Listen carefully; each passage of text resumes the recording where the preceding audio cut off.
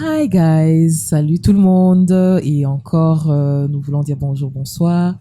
Bonne année 2024, nous sommes de retour avec Wani Studio et notre podcast Entre nous. Ce soir, puisque c'est la soirée maintenant, j'ai un invité très très spécial pour vous. Ça sera vraiment une conversation très intéressante, alors soyez prêts. Alors bonsoir. Bonsoir. Alors bonsoir. Bonsoir. Présentez-vous s'il vous plaît. Moi, c'est Dr Farid Kalenda. Je suis médecin généraliste et assistant d'un cardiologue dans un cabinet spécialisé de cardiologie ici à Kinshasa. Très bien. Et ça fait combien de temps que vous travaillez? On peut se tutoyer? Oui, je vous en prie. D'accord. Ça fait combien de temps que tu travailles dans le cabinet de cardiologie? Ça va faire 1 année et 6 mois bientôt. Ok. Ouais. Docteur Farid, aujourd'hui nous allions parler d'un topic qui tourne autour des aphrodisiaques. Exactement. Qui sont vendus à Kinshasa. Exactement. En Koro. Qu'est-ce que vous entendez par aphrodisiaque? Alors, le terme aphrodisiaque fait référence à une substance naturelle d'origine végétale, animale, ou même encore chimique, c'est-à-dire fabriquée en laboratoire, utilisée pour stimuler le désir sexuel. En simple terme, ça veut dire quoi? En fait, c'est des substances que des personnes utilisent pour stimuler l'envie d'avoir des rapports sexuels. Principalement, ça c'est dans ce que la définition donne. D'accord. Ok. On va aller alors dans le terme comme ça. Quels sont les différents types d'aphrodisiaques, par exemple, que l'on connaît? Alors, on a 2 types d'aphrodisiaques principalement. On a 2 types d'aphrodisiaques. Les aphrodisiaques naturels et artificiels. Dans les naturels, on a ce qu'on connaît ici à Kinshasa, en Koro principalement. Okay. On a le ginseng qui est naturel, le gingembre, c'est aussi un aphrodisiaque. Je l'ai découvert aussi récemment. Le Comment yohimbe. Ça récemment vous avez découvert l'aphrodisiaque? Non, dans mes recherches. Es-tu sûr que c'est es-tu sûr que c'était vraiment dans les recherches? Oui, c'était pour le sujet, au fait. Je devais lire et je devais chercher pour savoir quel type d'aphrodisiaque on avait. C'est comme ça que j'ai découvert les recherches, que le gingembre... là, tu as testé aussi, je suppose. Non, pas forcément. Vas-y. Alors, on a le yohimbe. Je connais pas. Ça fait partie des aphrodisiaques qui ont été cités dans la liste. Et le maca. Je sais pas si tu as déjà vu le maca. Oui. Lionel Messi en prend généralement avant les matchs. Il a un genre de tasse avec une paille qui boit. Ouais, c'est ça. Vert comme ça. Exactement. C'est des feuilles vertes très amères. Ouais, c'est aussi des aphrodisiaques. Ah oui, donc Lionel Messi, ok. Et le dernier qui m'a beaucoup plu en termes de nom, c'est le bois bandé. Ok, le bois bandé. Bois bandé. Bandé. Ouais, exactement. Et pour les aphrodisiaques artificiels, on a principalement celui qui est vendu ici à Kinshasa, c'est le sildenafil. C'est quoi? Sildenafil. C'est le nom scientifique. Sildenafil. Ouais, malheureusement, je peux pas donner la marque de peur de faire de la pub. Exactement. Donc, oui, donc, le sildenafil, c'est le nom scientifique et beaucoup de gens le connaissent. Okay. Il y a aussi ce qu'on appelle généralement le moutou rouge. Beaucoup de gens connaissent ça, beaucoup de gens... Je crois que j'ai entendu parler de ça aussi. Ouais, moutou rouge, moutou jaune. Ils en ont fait de toutes les sortes maintenant, mais c'est du sildenafil, mais en format liquide, quoi. Ouais, exactement. D'accord. On a le vin d'amour. Je sais pas si vous connaissez. Non. Le vin d'amour, c'est ça parmi les aphrodisiaques mentionnés.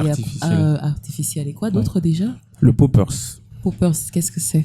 C'est une substance que qu'au départ les gastro-entérologues utilisaient pour dilater les anus pour faire des rectoscopies. Et après, certaines personnes ont eu à dévier l'utilisation de cette substance-là pour dilater et avoir cette petite sensation de plaisir parce que ça procure une sensation de... Comment dire? Le document décrit ça comme une sensation de plane, au fait. Tu as l'impression de planer quand tu l'inhales. Donc, il faut l'inhaler et après, tu planes pendant 30-45 secondes. Mais après, tu as le cœur qui bat très vite et tu as des bouffées de chaleur. Donc, c'est la raison pour laquelle c'est déconseillé dans certains pays en Europe. Du coup, la définition de l'aphrodisiaque, on peut y revenir un peu plus dessus avec beaucoup plus de détails tels que l'origine, d'où est-ce que ça provient, l'étymologie par exemple.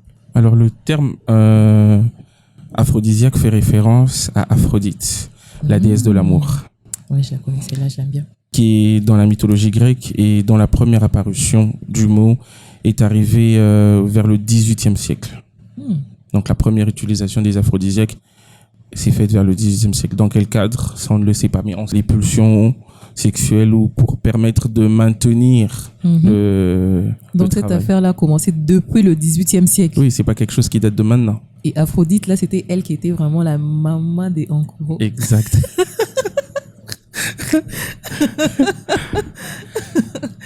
D'accord, mais sinon, quels sont les bienfaits, par exemple? Il ne faudrait Alors, pas souvent qu'on puisse...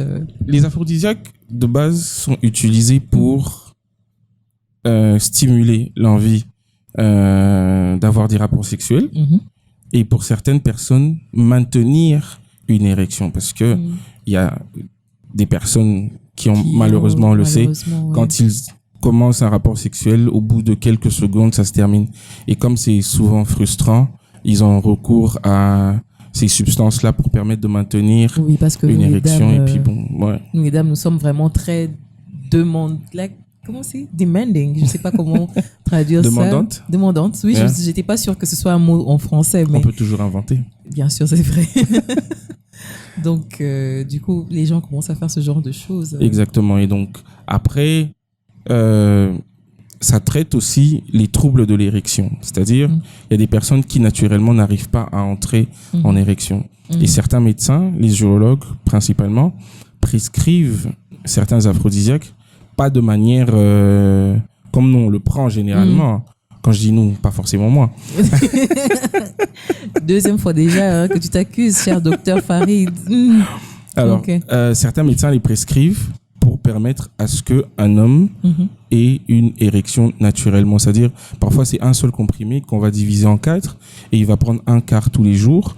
Mais ça, c'est vraiment des cas rares, quoi. Ouais. Ok. C'est intéressant. Il n'y a pas d'autres bienfaits, à part juste la durée. C'est uniquement pour ça que les aphrodisiaques ont été créés. Ouais, c'est vrai en plus. Hein. Faut Ouais. pas être, truc. Ouais. Mais sinon, il y a bien sûr, il y a toujours le revers de... De la médaille, exactement. Ouais. Alors, les méfaits se font sentir de la tête aux pieds. Waouh. Ouais.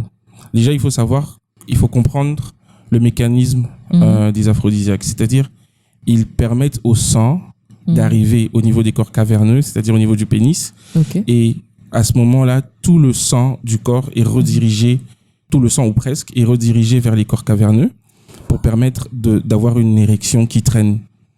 Et de ce fait, le reste du corps souffrira parce qu'il ne recevra pas du sang correctement.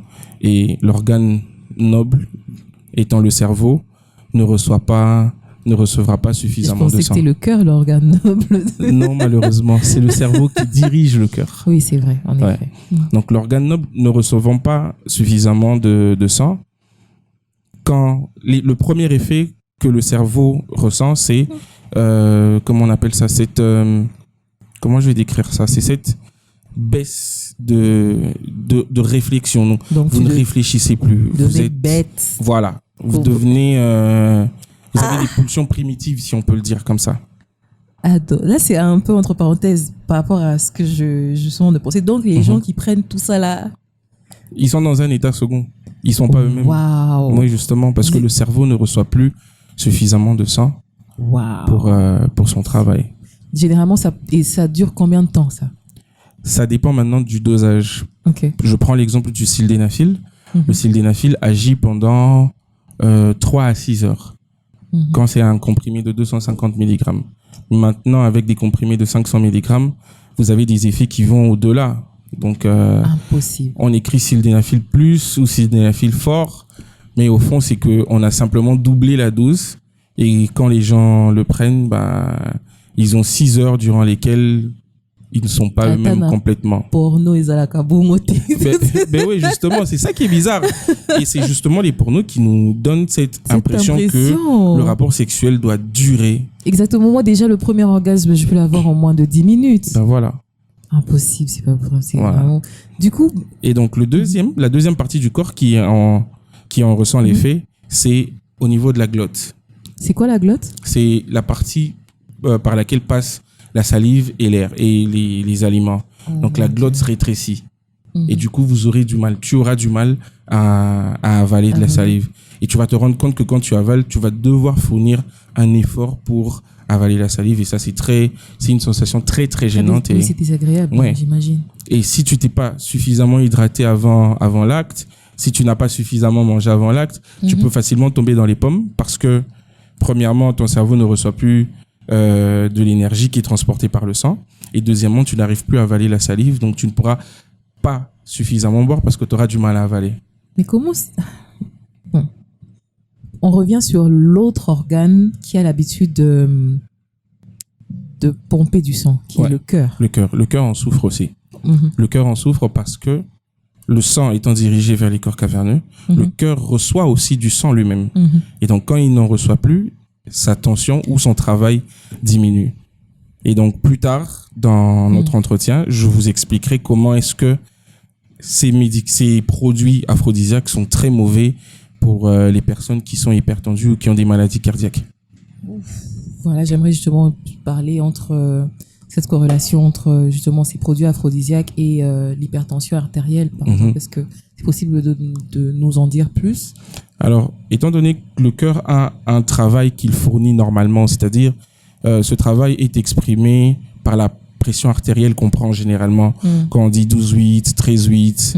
Vous voyez, ça c'est un travail que fournit un cœur normal.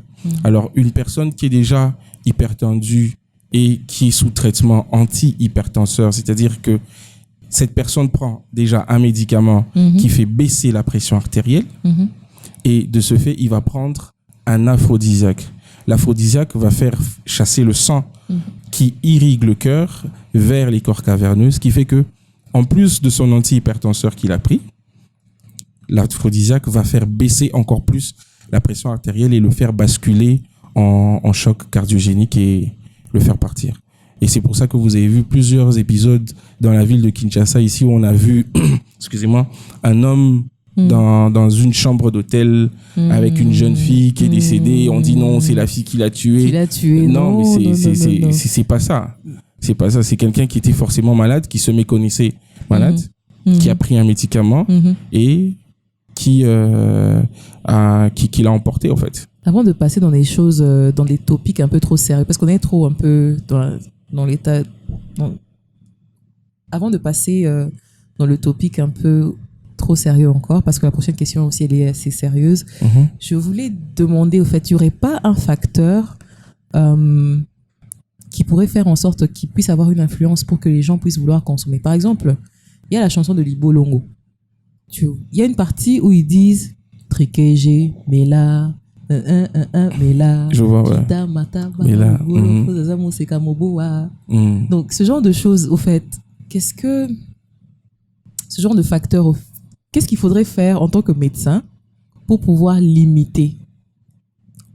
Alors, d'un point de vue anthropologique, c'est impossible de les enlever du marché parce que c'est des choses, comme on l'a dit dans la définition, c'est des produits qui existent depuis bien longtemps, bien avant nous. Donc, nous, on est arrivés, nous les avons trouvés. Nos grands-parents utilisaient ces produits déjà bien avant, comme le Ankoro et certaines tiges qu'on vend ici à Kinshasa. Et donc, les enlever serait complètement difficile, disons. Mais ce qu'il faut faire, c'est par contre sensibiliser les gens pour qu'ils sachent comment utiliser ces produits.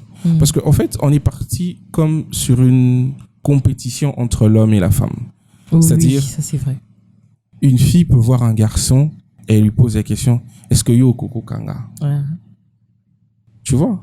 Et par ego, en tant qu'homme, moi tu me dis ça, écoute, Kitamata, Boma, Maman, Bokambe, tout, Ankoro, je te mets tout. Après, comme ça, je vais être le Sisabidimbu. Genre le gars qui a laissé sa trace. Mais c'est justement cet ego qui a emmené les hommes à consommer de plus en plus d'aphrodisiaques. Et surtout quand tu as une femme qui a une satiété sexuelle très élevée, c'est très difficile. Parce que si tu n'arrives pas à la satisfaire, forcément, elle va sortir. Mais est-ce qu'il y aurait des hommes quand même aussi, bon ça c'est juste une question de curiosité, il y aurait des hommes qui eux aussi auraient une sorte de satiété sexuelle qui pourrait arriver à ce niveau-là, Je ne connais pas d'hommes qui n'aiment pas le sexe. dans mon entourage. Ça, je peux le dire. Mais c'est vrai qu'il y a des hommes qui ne sont pas très tournés sexe. Ils sont très réservés. Peut-être parce que... Ah, moi, ceux qui sont réservés, là, me font peur. Ouais, il paraîtrait que c'est des monstres. Ah, c'est eux, les monstres. Et donc, c'est toutes ces choses-là. Il faut aussi dire que les films porno ne nous ont pas aidés. N'ont pas aidé beaucoup de jeunes.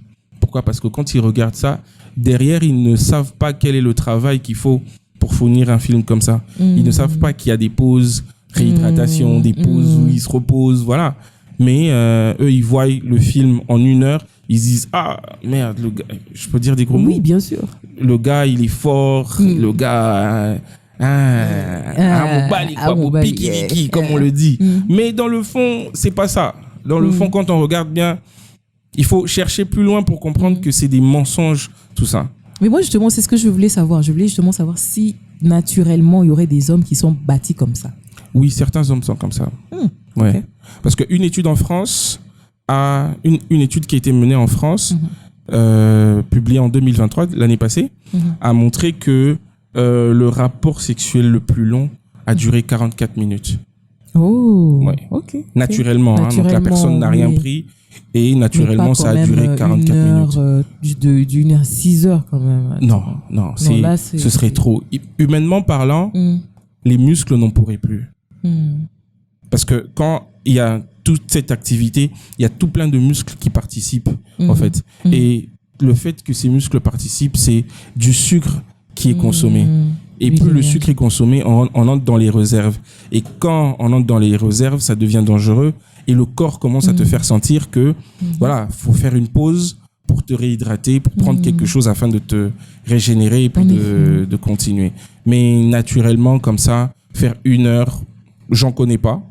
Peut-être qu'il y en a qui le font, mais j'en connais pas comme ça, qui font 1 heure naturellement. Non. Bon, de toute façon, et il faut dire que le rapport le plus court a duré 33 secondes. Ah. Ouais. Pitié pour elle. Hein. J'imagine. C'est dur de vivre dans ce genre de conditions. Ouais, c'est vraiment. Après, c'est vraiment dur. Mais bon, au moins il y a les foreplay, comme on dit, la période de préparation, bien sûr. Exactement. Et ensuite, il y a aussi les sex toys, c'est ce que je pense. Oui, ça commence à remplir la ville de Kinshasa. Hein. C'est ce que j'ai remarqué. D'ailleurs, j'ai reçu un message tout à l'heure me demandant si je connaissais des fournisseurs. Et quand tu donnes la réponse, on te dit... comment tu sais exactement. Et donc, c'est toutes ces choses qui, justement, créent le fossé entre l'homme et la femme. Parce que d'un côté, le concombre a fait son époque, hein, il faut le dire. Au fait, moi, je ne voyais pas ça comme ça jusqu'à ce qu'il y ait les réseaux sociaux. Ouais. Et c'est comme ça que j'ai commencé à capter. J'ai l'impression que je suis au fait trop innocente. Non, mais sérieux. Ouais, et donc ça crée le fossé entre les hommes et les femmes. Pourquoi ? Parce que une femme qui a su se satisfaire seule avec ses sex toys, quand elle va rencontrer un homme qui, lui, naturellement, fait 4 minutes, 5 minutes, elle va se dire, c'est pas un homme. Oh. Oubliant que son sex toy est dépendant de sa main, mais que l'homme a une force qu'il génère et que cette force peut se terminer et qu'elle doit se régénérer. Mais on dit aussi que les sportifs, eux ont plus de chances de durer. Mais c'est eux qui arrivent peut-être je suppose que c'est eux qui peuvent atteindre les 44 minutes. Ouais, possible. Ouais. Donc du coup, j'aimerais savoir aussi l'aphrodisiaque d'un point de vue anthropologique. Alors, d'un point de vue anthropologique, on a des zones dans le pays qui ont chacune son histoire. Moi, je prends la zone d'où je viens, principalement, c'est le Katanga. Et dans le Katanga, on a principalement l'Ankoro. C'est le plus connu de tous. Oui. On était déjà tout jeunes, on entendait nos jardiniers en train de dire « Ah !» Je vais le dire en swahili, puis je vais traduire. Léo, il faut y Ankoro. On a réclamé. Genre, aujourd'hui, il faut que je mette l'Ankoro parce que la table à la maison, elle réclame. Et donc, c'est vraiment, c'est comme une sorte de compétition. Mais c'est pas les femmes qui en demandent aussi, par exemple? Oui, j'ai l'impression que si. Vraiment qui demandent, on prend les aphrodisiaques là? Il y en a certaines qui demandent, ouais. Waouh. Il y en a certaines qui demandent. Waouh. Et donc, dans le Katanga, c'est Et c'est principalement celui-là qui est utilisé. Mais arrivé à Kin, j'ai eu l'occasion de me familiariser avec toutes sortes d'aphrodisiaques. Et c'est là que on se rend compte que Kin, c'est vraiment la mégalopole où le brassage ethnique se fait. Et on a des aphrodisiaques de tout genre. Kimbiolongo, on a, comment ça s'appelle? Le Kitamata, Boma Mama, Bukambetu. C'est vraiment toutes sortes de choses. Et quand on se rend compte de tout ça, on voit que partout dans nos pays, dans notre pays, dans toutes nos régions, il y a cette utilisation des aphrodisiaques. Mais est-ce qu'elle est contrôlée? Est-ce que les gens l'utilisent à bon escient? Je ne pense pas. C'est justement ce que je voulais commencer à en parler pour savoir est-ce que l'OMS a-t-elle une implication aussi dans ce genre de choses? Jusque-là, il n'y a pas de documents publiés parce que j'ai fait des recherches très récemment. Je ne sais pas si les gens qui vont nous suivre pourront nous fournir ces informations-là, mais sur les recherches, de par les recherches que j'ai faites, il n'y a pas de recherche de documents qui listent ces produits, les méfaits ou ne serait-ce que des statistiques sur la consommation de ces produits. Et je pense que c'est le moment maintenant de pouvoir faire ce travail-là, aller vers les gens, leur parler et leur poser des questions pour savoir quels sont les aphrodisiaques qu'ils utilisent et à quelle fréquence ils les utilisent. Parce qu'à long terme, il faut dire que l'appareil génital de l'homme sera le plus atteint. Oui. Parce qu'il ne sera plus réceptif à ces produits-là et on va toujours vouloir chercher à recourir à plus fort. Et c'est comme ça que certains vont dans la cocaïne, certains vont dans le crystal meth. C'est des produits qu'on vend qui existent ici à Kinshasa, il y en a partout. Ouais. La pilule bleue, donc c'est vraiment des produits où on va doser, on va doubler le dosage, tripler le dosage. Et c'est mauvais pour les autres organes, pour les reins, c'est mauvais pour le cœur, c'est mauvais pour le cerveau, c'est mauvais. Ça va seulement pour les sexes. Exactement. Et c'est justement ça, parce qu'on a l'impression que le sexe, c'est un combat. Wow. Et il y a un gars qui dit, je ne vais pas citer son nom, il dit, la femme est un adversaire. Il faut la battre. Je crois que je connais. Voilà. Ouais, justement, mais lui, il fait l'apologie de l'utilisation des aphrodisiaques. Pour lui, si tu n'es pas un homme, si tu n'utilises pas d'aphrodisiaque. Tu n'es pas un homme si tu ne laisses pas une trace à cette femme-là. Et pour la petite anecdote, j'étais à Victoire. Je m'apprêtais à prendre un taxi et il y a une travailleuse du sexe qui passait par là et elle voit un gars. Elle crie « Hey, encore. J'étais choqué. Je me retourne et j'étais genre, oh, pourquoi elle dit ça? Yo, li sous-souté, soroye, atana kwiti, nagondi mate, tu vois?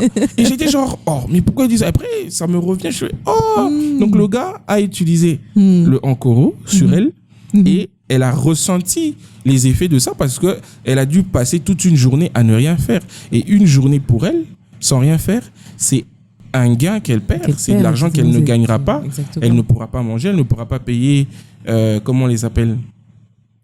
La dame qui les accueille, quoi. Et donc, elle aura des problèmes. Et elle a crié comme ça devant tout le monde. Et tout le monde était genre, ah, ok, mais banco. C'est toute cette conception-là qui, voilà. Et c'est compliqué, voilà. C'est compliqué. Du coup, j'allais savoir aussi, est-ce qu'il y aurait un équivalent de cela par rapport au niveau des femmes? Parce qu'en étant une femme, moi-même de mon côté, je vois toujours des choses telles que non, faut mélailler, Christo de Monts, dongo, au baki, dongo, tu vois, clou de girofle, on voit ça, oh non, faut prendre ça pour Jessica. Tu vois, est-ce que il y aurait pas une sorte de similarité par rapport à ça? Oui, en fait, les mêmes produits que les hommes prennent, les femmes peuvent les prendre aussi. Ah oui? Oui. Donc si moi aussi je prends en Corolla, ça va me faire aussi la même chose? Exactement la même chose. Impossible. Mais seulement que ce sera un effet qui sera décuplé. Pourquoi? Parce que au niveau de l'appareil génital de la femme, les vaisseaux sont en direct avec la peau. Ça veut dire quoi? Donc les vaisseaux sanguins, je vais donner un exemple. Ça, ce sont les grandes lèvres. Et si tu mets le produit là, c'est directement dans la circulation sanguine. Oh, c'est directement dans le sang. Okay. Et là, les effets sont décuplés.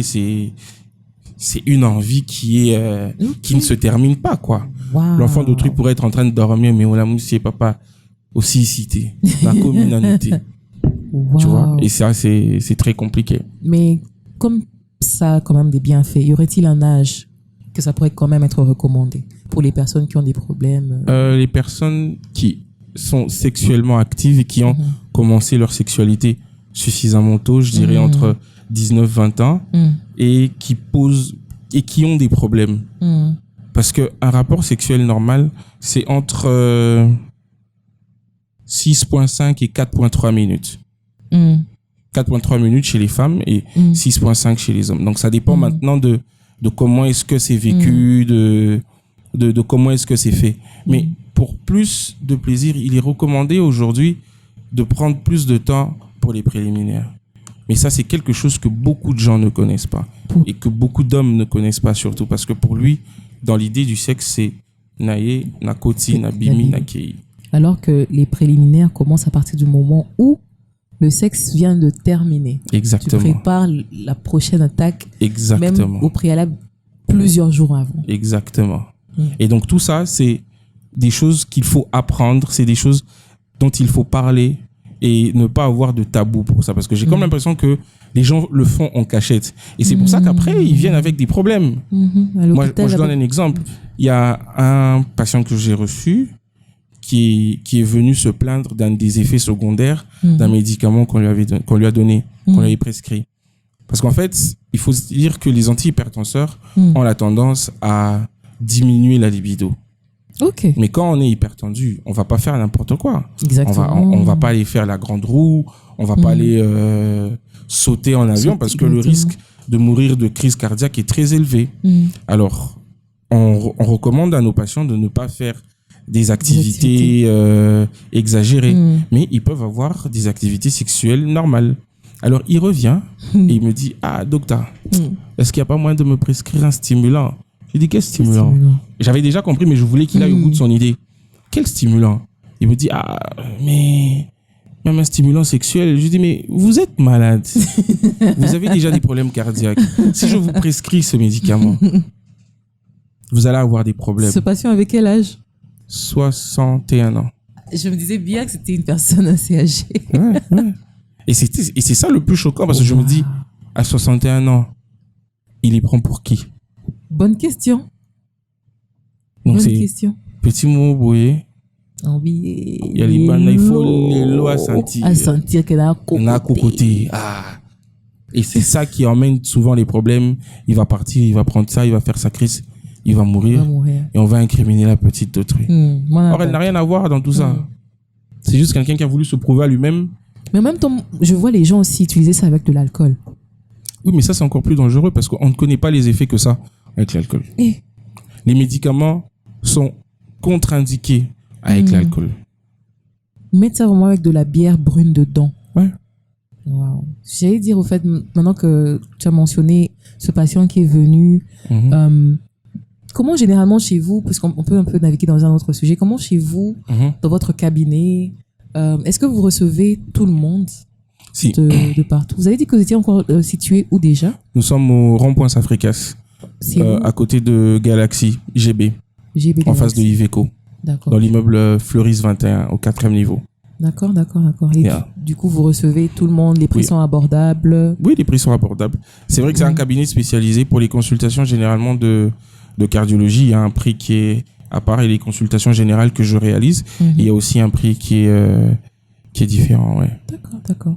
Et j'allais savoir justement, c'est ce que je disais avec les gens qui viennent de partout. On a généralement tendance à imaginer que non, il y a ce patient peut-être qui vient de la Gombe, il y a ce patient peut-être qui vient de la commune de Kinshasa, qui pourrait avoir des traitements différents. Expliquez-nous un peu la manière dont vous traitez et vous accueillez, par exemple, les patients. En fait, les patients sont accueillis tous avec la même énergie et la même joie. Parce qu'il faut se dire que la guérison part du fait que comment on est reçu dans le centre, dans l'hôpital où on va. Et j'ai remarqué que très souvent, les patients qui venaient et qui étaient très mal reçus repartaient le visage renfermé. Et c'est la raison pour laquelle on ne fait pas de différence. Et c'est pas parce qu'on vient forcément de Gombe qu'on va vous accueillir tout sourire aux lèvres et que si vous venez de la commune de Selimbao, on va vous accueillir avec le visage renfrogné en vous disant Fandawana, Salaboué. Non, J'espère. non. Tout le monde reçoit la même énergie, tout le monde reçoit la même joie et ça fait que les patients se sentent en sécurité et ils savent dire la vérité parce que de base, le patient ne vient qu'avec la moitié de la vérité. D'accord. C'est quoi déjà le nom de votre clinique? Le cabinet s'appelle CardioFaith. CardioFaith. Yeah. Ok. Est-ce que vous avez des réseaux sociaux ou est-ce que les gens pourraient vous retrouver? Nous sommes sur Facebook en ce moment, Facebook et Instagram si je me trompe pas. Je gère pas trop ça, mais nous sommes sur Facebook. Là, c'est sûr. Nous sommes sur Facebook. D'accord. Bah, sinon, je pense qu'on va terminer là. C'était un plaisir. Merci. En tout cas, j'ai vraiment apprécié cet échange. Hein. Vraiment, je voulais encore plus aller en détail, mais j'ai pas envie de trop retenir. Donc, merci Farid. Et j'espère Merci que ce ne sera beaucoup. pas la dernière fois parce que c'est très intéressant d'échanger avec toi. En tout cas, j'espère revenir très vite encore avec de nouveaux sujets et des nouvelles thématiques pour discuter et avec peut-être même plus de monde, histoire que la discussion soit vive et réelle à ce moment-là et que les questions se posent un peu de tous bords, voilà, et qu'on ait un aperçu. Donc, une question du public. Donc, Oui. Alors, c'est comme je l'ai dit tout à l'heure, je crois que j'en ai parlé. Est-ce que vous pouvez répéter la question d'abord avant pour ceux qui n'ont pas entendu? Alors, la question, c'est de savoir est-ce que l'usage abusif d'aphrodisiaques peut désensibiliser le pénis ou si même la masturbation avait cette possibilité. Effectivement, je l'ai dit tout à l'heure, oui. Dans les méfaits des aphrodisiaques, c'est une désensibilisation du pénis. C'est-à-dire, à un moment donné, tellement qu'on en a abusé, on va arriver devant une femme qu'on désire naturellement, pour laquelle on n'a pas besoin de prendre. Et on se sent en érection, mais le corps caverneux ne suit pas. Pourquoi? Parce que il a été désensibilisé à ça. Il faut savoir que les muscles ont des récepteurs. Et ces récepteurs reçoivent la molécule que tu comprends, généralement. Alors, tellement qu'on en a pris, les récepteurs se désensibilisent. C'est genre...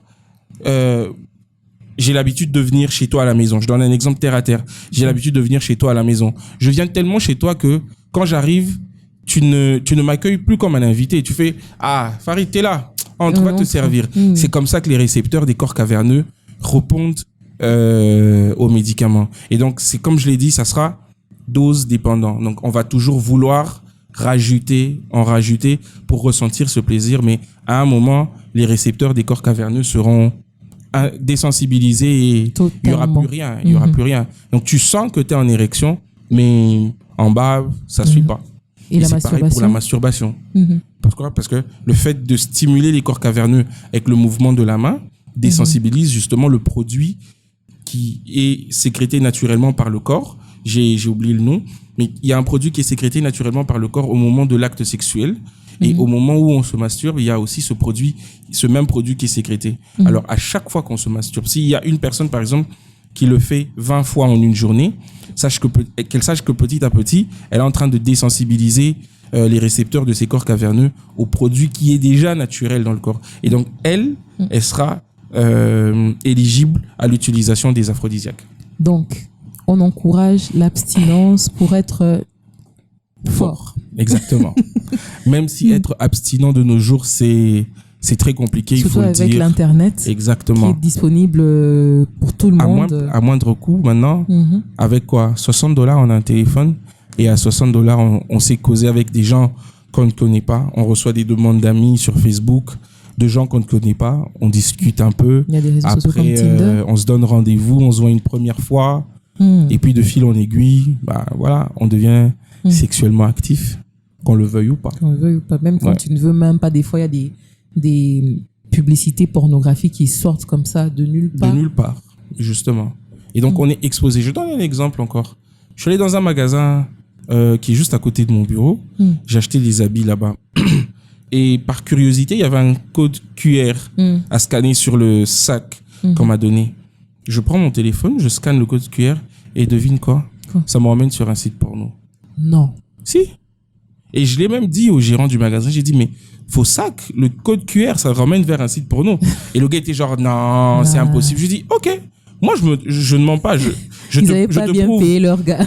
Je scanne le code QR, je lui montre. Il fait, oh, sakoso, encore les enfants ces derniers temps, ils sont très curieux. C'est on nous a appris qu'il fallait scanner les codes QR. Il va prendre, il va scanner et il va tomber sur un site porno, il va faire Et découvrir la pornographie, c'est comme s'ouvrir un monde qu'on ne connaissait pas. On perd son innocence dès l'instant où on découvre la pornographie.